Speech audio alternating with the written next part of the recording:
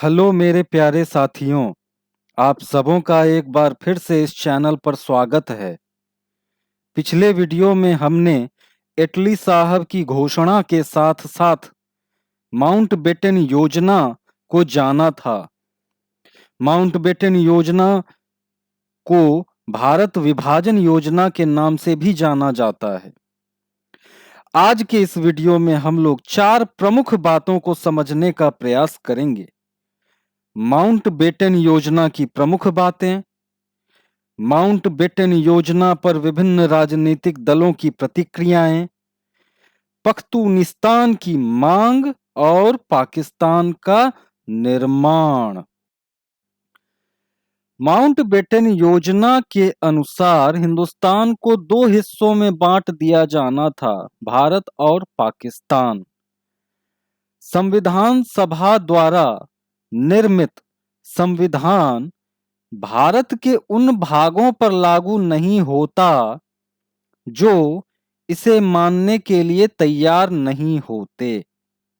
Number 3, उत्तर पश्चिमी सीमा प्रांत तथा असम के सिलहट जिले में जनमत द्वारा पता लगाया जाता कि ये क्षेत्र भारत में शामिल होते या पाकिस्तान में। भारतीय नरेशों को उनके राज्यों में सर्वोच्चता के अधिकार लौटा दिए जाते, अर्थात भारतीय नरेश ब्रिटिश के अधीन रह सकते थे। बंगाल और पंजाब में हिंदू और मुसलमान बहुसंख्यक जिलों के प्रांतीय विधानसभा के सदस्यों की अलग-अलग बैठक बुलाई जाती और उसमें यदि कोई पक्ष प्रांत विभाजन चाहता तो विभाजन कर दिया जाता। तो ये सारी बातें माउंटबेटन योजना या भारत विभाजन योजना की थीं। आइए शुरू करते हैं विभिन्न राजनीतिक पार्टियों की माउंटबेटन योजना पर प्रतिक्रियाओं से। इस योजना को कांग्रेस और मुस्लिम लीग दोनों ने स्वीकार कर लिया। बंगाल और पंजाब के विभाजन और सीमा निर्धारण का कार्य एक कमीशन को सौंपा गया। साथ ही देशी रियासतों को माउंटबेटन योजना के अंतर्गत 3 विकल्प दिए गए, जिनका चुनाव वे स्वेच्छा से कर सकते थे। नंबर 1, वे भारतीय संघ में शामिल हो सकते थे। नंबर 2, वे पाकिस्तान में शामिल हो सकते थे। और नंबर 3, वे ब्रिटेन के अधीन रह सकते थे। इस योजना से संबंधित प्रस्ताव को कांग्रेस के अंतर्गत अर्थात कांग्रेस की कार्य समिति ने जून 1947 में पारित कर दिया। इससे यह स्पष्ट हो गया कि कांग्रेस ने इस योजना को स्वीकार कर लिया है। 10 जून 1947 को मुस्लिम लीग की एक बैठक का आयोजन दिल्ली में किया गया था। उस बैठक में भी सर्वसम्मति से माउंटबेटन योजना से संबंधित प्रस्ताव को स्वीकार कर लिया गया।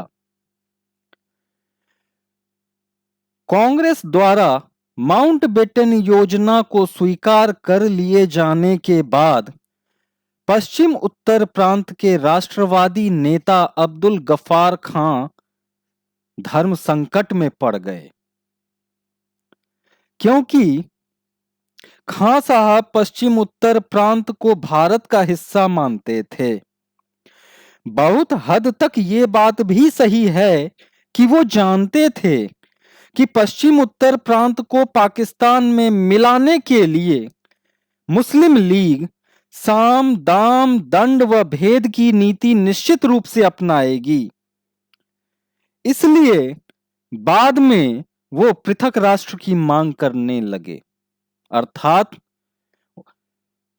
कांग्रेस द्वारा माउंटबेटन योजना को स्वीकार कर लिए जाने के बाद खां साहब ने मांग की कि अलग पठानिस्तान या पख्तूनिस्तान की योजना के संदर्भ में भी जनमत लिया जाए, लेकिन माउंटबेटन साहब ने इस प्रस्ताव को ठुकरा दिया।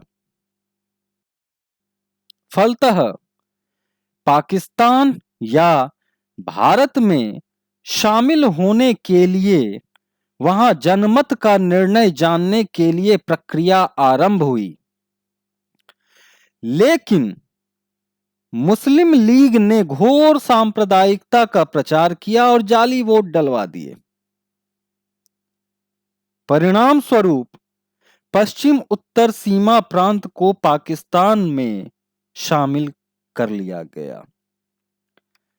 इस प्रकार पूर्वी बंगाल, पंजाब, सिंध, बलूचिस्तान और असम के सिलहट जिले को मिलाकर पाकिस्तान नामक पृथक मुस्लिम राष्ट्र की स्थापना हुई और अंततोगत्वा चाहे वो गांधी जी हो, चाहे वो अबुल कलाम आजाद साहब हो, चाहे वो खां अब्दुल गफार खां हो या अन्य राष्ट्रवादी नेता जो देशभक्त थे, उनकी सोच को गलत बताते हुए हिंदुस्तान का बंटवारा हो ही गया और लीग की जिद पूरी हुई और पृथक मुस्लिम राष्ट्र का निर्माण हो गया। अगले अध्याय में हम लोग भारतीय स्वतंत्रता अधिनियम 1947 को समझने का प्रयास करेंगे। तब तक के लिए धन्यवाद।